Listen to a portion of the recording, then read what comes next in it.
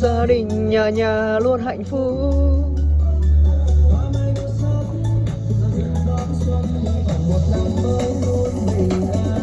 Mẹ nấu bánh chưng xanh,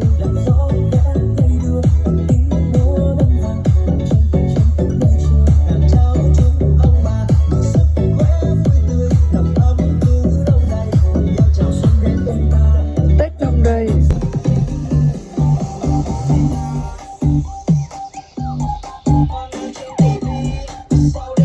con sẽ về nhà ăn Tết.